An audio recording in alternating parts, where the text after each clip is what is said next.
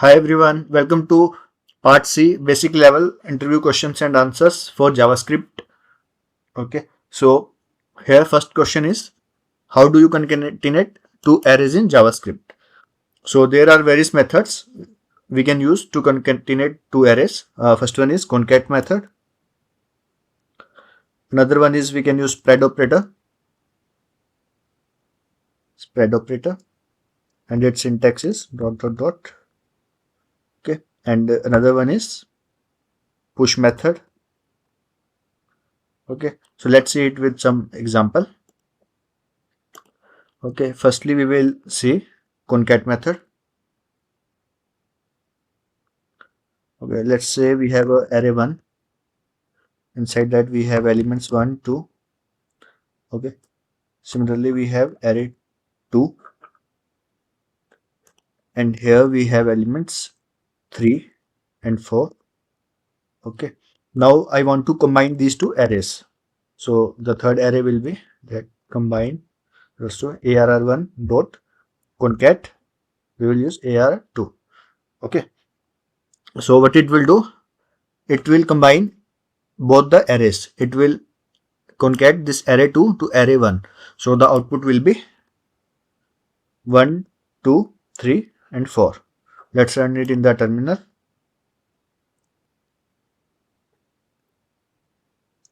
Node index.js. Okay, so similarly we have another method. We have spread operators. We can use it.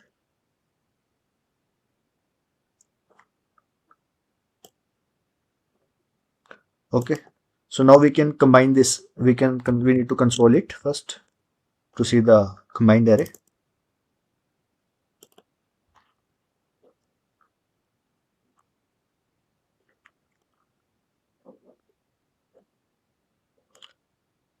So we can use spread operator also.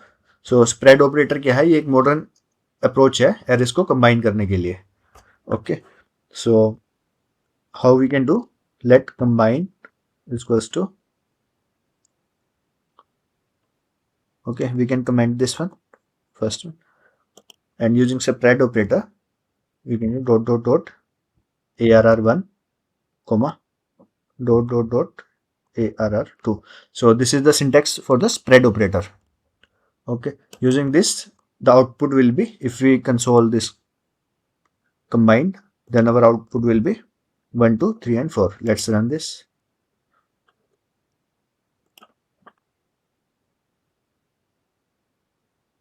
So you can see that the output is 1, 2, 3, 4. Now another method is push method. Okay, so simply we can do arr1 dot push arr2. Okay, and here it will print the, if we print the original array arr1, it will, ये क्या करेगा, 1, 2 के साथ 3 और 4 भी add कर देगा. Okay, सो हमारा पुश मेथड में क्या रहता है, ये हमारा ओरिजिनल एरे को, जो हमारा स्प्रेड ऑपरेटर है और हमारा कॉनकैट मेथड है, ये हमें न्यू एरे प्रोवाइड करता है. और पुश मेथड क्या करता है, ये हमारा ओरिजिनल एरे में ही चेंजेस करता है. 2, 3 and 4. Okay, so let's run it. जो हमारा कॉनकैट है, स्प्रेड है ऑपरेटर, ये हमें एक न्यू एरे रिटर्न करता है, और पुश मेथड ओरिजिनल एरे में मॉडिफाई करता है. Okay, so these are the examples on how to concatenate two arrays. Another question is, how do you handle errors in JavaScript using try and catch? Okay, so try catch का use होता है errors को handle करने के लिए. अगर try block में कोई एरर आ जाता है तो कैच ब्लॉक उस एरर को एग्जीक्यूट करता है. ओके, तो कैच ब्लॉक हमारा एग्जीक्यूट हो जाता है उस एरर के साथ. सो let's see it.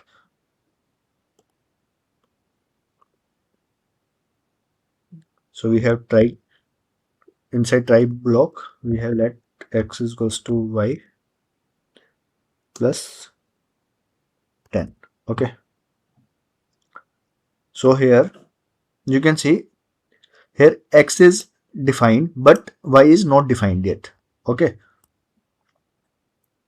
we haven't declared y yet. Oh, we haven't defined y yet. Okay, so it will give us error. Y is not defined, so it should throw error. Okay, so we are using try block, so we must use catch. Okay, so this is the overall syntax, try and catch, and inside that catch we will console this error. If any error is there, it will console it. Error dot message. Okay, तो हमारा error क्या आएगा, y is not defined. Okay, और हमारे पास try catch के साथ हम finally भी यूज कर सकते हैं. जो हमारा फाइनली ब्लॉक होता है, ये एरर आए या ना आए, ये हमेशा एग्जीक्यूट करेगा. ओके, इसमें हम लिख सकते हैं एग्जीक्यूशन कंप्लीट. सो हम इसे रन करते हैं इस कोड को. Let's see what is the output. Output should be y is not defined. Okay, so this is the reference error we got. Error is not defined. Okay,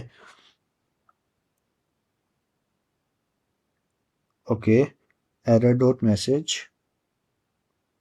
Okay, हमें catch में यहाँ पे सबसे पहले एरर को gate करना है. Okay, now let's see it. Okay, so output is error y is not defined and finally block execute हुआ है जिसमें आउटपुट आया है execution complete. Okay, so this is how we can use try, catch and finally. So try block में error prone code होता है. Error prone code means जो code error दे सकता है. मीन्स अगर सक्सेसफुल हो जाता है तो हमारा ट्राई ब्लॉक एग्जीक्यूट होगा और फाइनली होगा. अगर कुछ एरर आता है तो हमारा एरर कैच में जाएगा, देन आफ्टर दैट फाइनली दोनों केसेस में एग्जीक्यूट होगा, चाहे एरर आए चाहे ना आए. ओके, एंड कैच हमारा तब एग्जीक्यूट होगा जब एरर आएगा. So now coming to next question. What is the purpose of use strict directive. Okay, तो यूज स्ट्रिक्ट जावास्क्रिप्ट का एक स्ट्रिक्ट मोड एनेबल करता है जिससे कॉमन कोडिंग मिस्टेक्स होती हैं उनको एरर्स में कन्वर्ट कर देते हैं. Okay, so let's see it with example. मान लो हमने x की वैल्यू है 10. कंसोल करते हैं हम इसको प्रिंट करते हैं. x को क्लियर करते हैं कंसोल.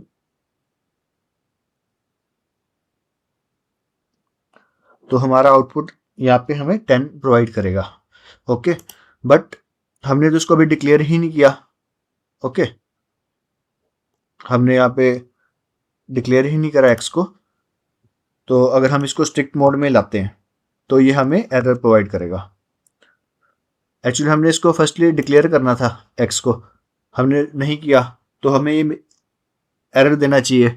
तो इसलिए हम यूज स्ट्रिक्ट यूज करते हैं जो कि जावास्क्रिप्ट का स्ट्रिक्ट मोड एनेबल कर देगा. मींस कि जो भी हमारी कॉमन कोडिंग मिस्टेक्स होती है वो एरर में कन्वर्ट हो जाएंगी. Okay, so let's see the output now. It should throw error.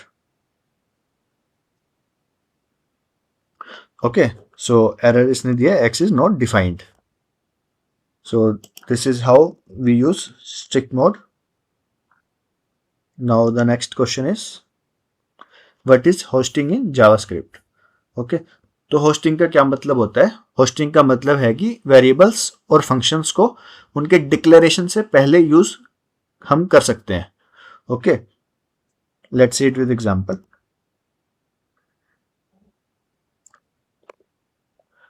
मतलब हमने एक वेरिएबल डिक्लेयर किया है where x is equals to 10.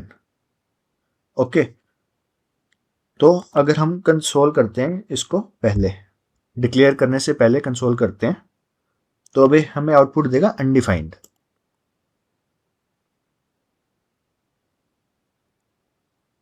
Okay,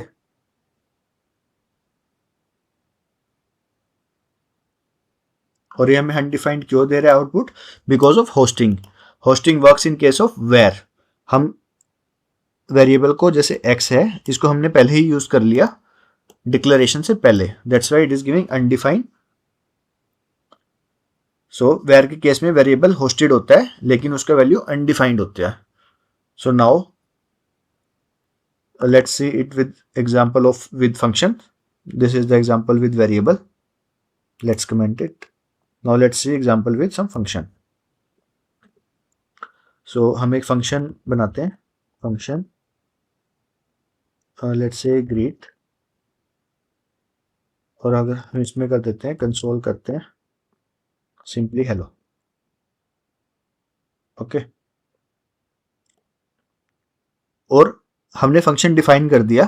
okay हम इसको यहां से डिफाइन करने से पहले ही हम इसको कॉल कर सकते हैं। This is because of hosting.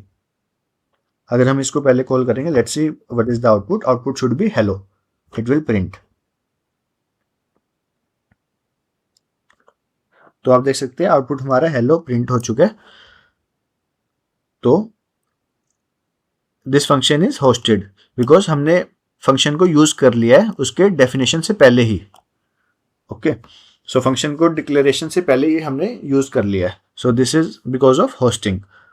But जो लेट एंड कॉन्स्ट में भी होस्टिंग होती है, लेकिन उनके केस में हम अगर एक्सेस करते हैं तो उस केस में एरर आ जाता है। Okay so that error is का टेम्पोरल डेड जोन। तो अगर हम इसको हम कमेंट करते हैं, इसको हम कमेंट करते हैं, तो वेयर के केस में अनडिफाइंड आ रहा था। अगर हम इसको करते हैं लेट से लेट, तो इस केस में हमें एरर देगा, हमें रेफरेंस एरर मिलेगा आउटपुट में। Okay cannot access x before its initialisation, because hoisting हमारी वेयर के केस में वर्क करती है, लेट एंड कॉन्स्ट में नहीं करती। उस केस में हमें एरर प्रोवाइड करता है, reference error. Okay so this is also called temporal dead zone. Okay so now coming to the next question, what is the difference between set timeout and set interval? Okay तो set timeout क्या होता है? in case of set timeout, एक bar code execute करने के लिए हम set timeout use करते हैं। मतलब किसी स्पेसिफिक टाइम के बाद हमने, मतलब 2 सेकंड्स के बाद एक कोड रन करना है, या 5 सेकंड्स के बाद, 1 मिनट के बाद, किसी भी टाइम के बाद हमें कोड रन करना है 1 टाइम के लिए, किसी भी डिले के बाद हमने कोड रन करना है, तो हम यूज करेंगे सेट टाइम आउट। और सेट इंटरवल हम कब यूज करेंगे? जब हमने रिपीटेडली कोड को एग्जीक्यूट करना है after a specified time interval, मतलब हर 5 सेकंड्स के बाद या हर 1 मिनट के बाद ये कोड रन होना चाहिए, तो हम यूज करेंगे set interval. So let's see it with example. So हम एक set timeout function बनाते हैं।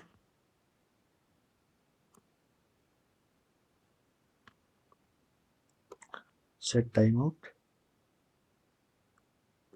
ओके तो यहाँ पे हम टाइम आउट की जगह ऐड कर देंगे let's say 2000 means 2 seconds. This 2000 is in milliseconds, so it means 2 seconds. Okay so now we will console hello after 2 seconds. अब हम टर्मिनल पे जाके इसको रन करते हैं।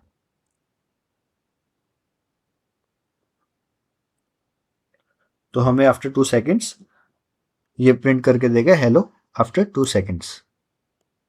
ओके सो हमें मिल चुका है हेलो आफ्टर 2 सेकंड्स। सिमिलरली अब हम यूज करेंगे सेट इंटरवल। सेट इंटरवल में क्या होगा? हमें रेगुलर टाइम इंटरवल पे वो कोड एग्जीक्यूट होता रहेगा। मीन्स कि हमने यहाँ पे करते हैं 2000, सो आफ्टर 2 सेकंड्स हमारा ये कोड प्रिंट होएगा। Okay so let's run it.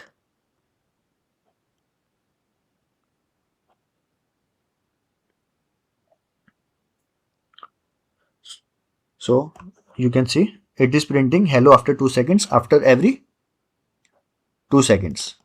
Okay तो अगर हमें इसको स्टॉप करना है तो हम यूज कर सकते हैं क्लियर इंटरवल। ओके, तो हम एक लूप लगा सकते हैं कि अगर काउंट हमारा इतना हो गया, if count is equals to 5, then we can use clear interval, और उसके हम पैरामीटर्स में दे देंगे interval. Okay, so it will run repeatedly at infinite loops. Okay, so this is the example of set timeout and set interval. तो set timeout हमारा एक bar code को एग्जीक्यूट करता है, और set interval क्या करता है, वो रिपीटेडली एग्जीक्यूट करता है जब तक हम उसको क्लियर इंटरवल से स्टॉप ना कर दे.